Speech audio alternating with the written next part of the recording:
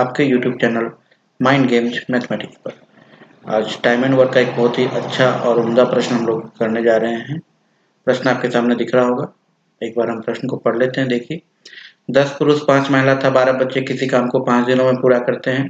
1 पुरुष था, 8 बच्चे उसी काम को 20 दिनों में पूरा करते हैं। 6 पुरुष और 5 महिलाएं उस काम को 10 दिनों में पूरा करती है, तो 15 पुरुष और 10 महिलाएं तथा 4 बच्चे उसी काम को कितने दिनों में करेंगे। ये हमारे पास प्रश्न है।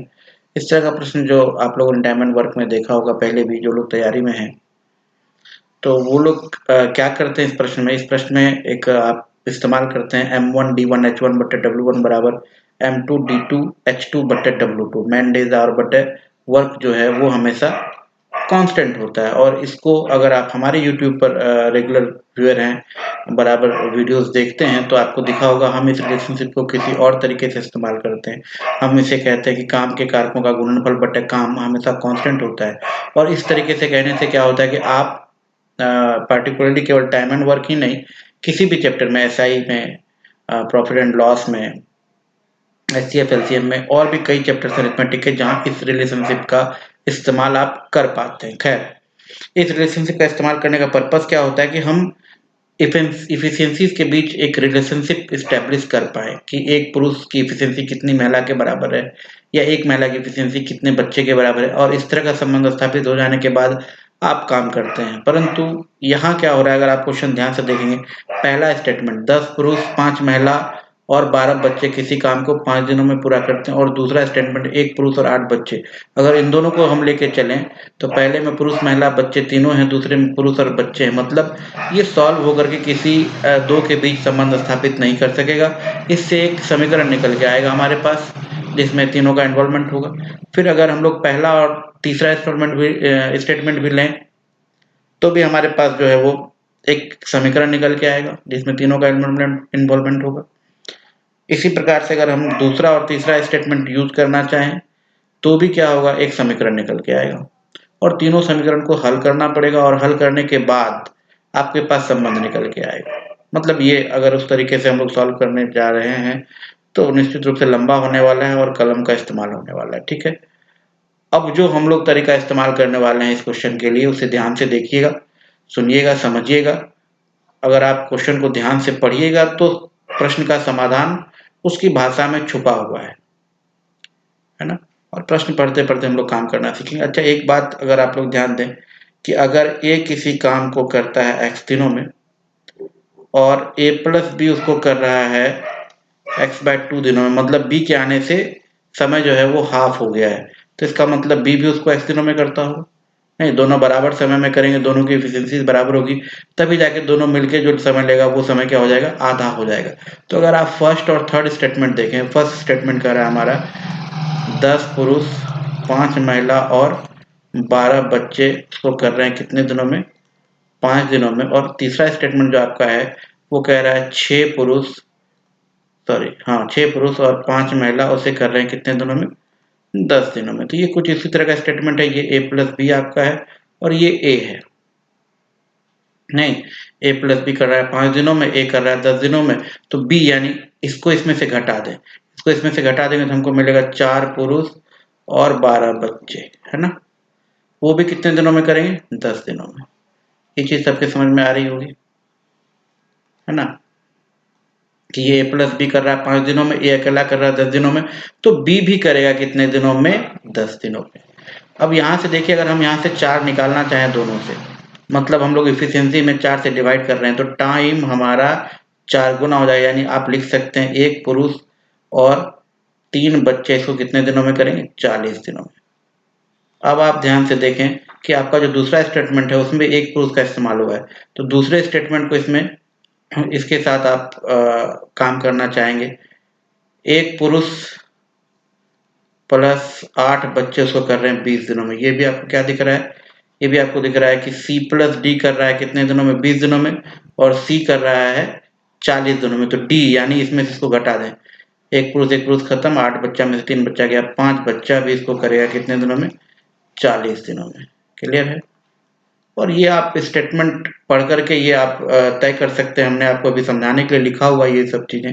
तो एक बच्चा का जो हमारा दिन आ जाएगा वो आ जाएगा 200 दिन। कोई डाउट नहीं है। एक बच्चा इसको करेगा कितने दिनों में? 200 दिनों में।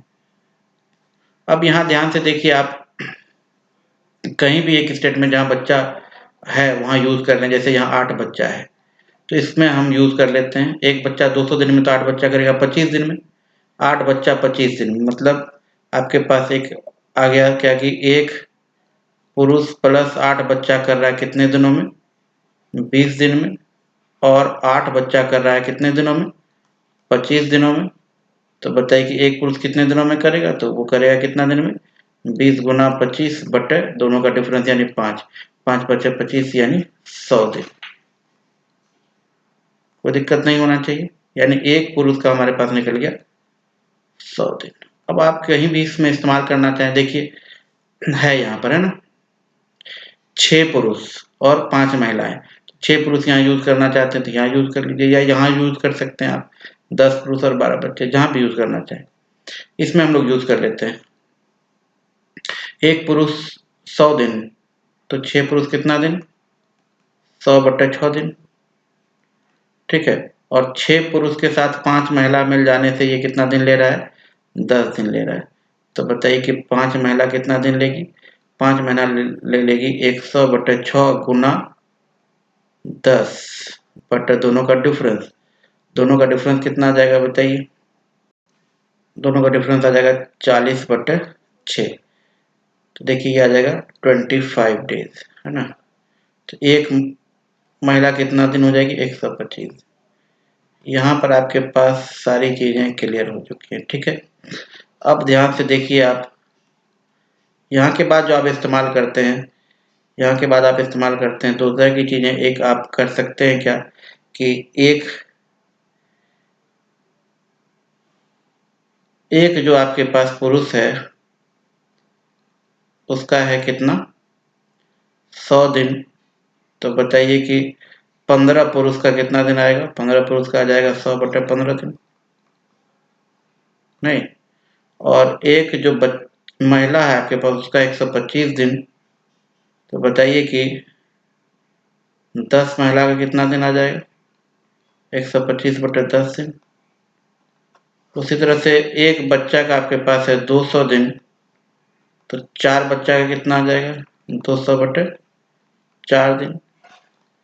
तो ये आपके पास आ गया 15 पुरुष, 10 महिला और 4 बच्चा, और ये दिन आ गया तीनों का। नहीं, तीनों के दिन को अगर हम चाहते हैं कि तीनों साथ मिलकर के काम करें तो इसी दिन को उलटें और एलसीएम ले लें। तो फाइनली आपका जो आंसर हो जाएगा वो हो जाएगा कितना? ऐसे इसको एक और तरीके से हम लोग देखेंगे, वो बेहतर तरीका होगा। यहाँ के बाद 15 बटे 100 प्लस 10 बटे 125 प्लस 4 बटे 200, इसको जोड़ेंगे नीचे 1000 आ जाएगा। ऊपर देखिए कितना आ जाएगा? 100 से 1000 में भाग दिया 10, 150 प्लस 8 दही 80 प्लस 5 चौके 20 यानी 250 बटे 1000 बराबर 1 बटे 4, यानी ये फाइनली आपके पास जो आंसर आएगा वो 4 डेज आ जाएगा। ठीक है। लेकिन आप यहाँ से एफिशिएंसी भी लिख सकते हैं, उस पर काम कर सकते हैं। एक पुरुष, एक महिला, एक बच्चा, एफिशिएंसी का जो रेशियो है, पहले डेज का रेशियो आपको दिया हुआ है।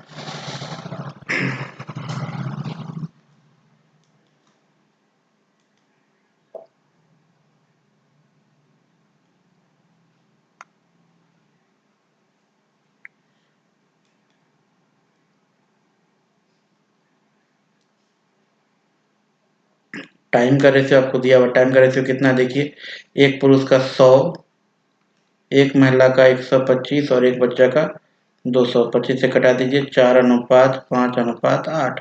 तो इफिशियंसी का रेशियो क्या हो जाएगा? इफिशियंसी का रेशियो हो जाएगा 4, 5, 8 का एलसीएम कितना? 40, 10:5 8 40 और 8 5 40, 10:8:5, यानी एक पुरुष एक दिन में 10 काम करेगा, तो एक महिला एक दिन में 8 काम करेगी और एक बच्चा एक दिन में 5 काम करेगा। अब किसी भी स्टेटमेंट को इस्तेमाल कर लीजिए आप।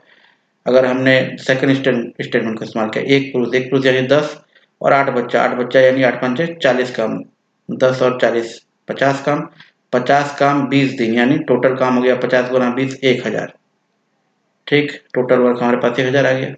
इसको करने के लिए हमारे पास 15 पुरुष यानी 15 दाई 150 पर डे और 10 महिलाएं 10 8 80 पर डे वर्क होगा, और 4 बच्चे 5 चौके 20 वर्क पर डे होगा। तो ये हो जाएगा 1000 बटे 250 यानी 4 दिन। क्लियर है। और ये कोई कैलकुलेशन इस क्वेश्चन में नहीं है, आप पढ़ते जाइएगा, अगला स्टेप आपके पास आते जाएगा। ठीक है, इजीली आप कर सकते हैं इस क्वेश्चन को।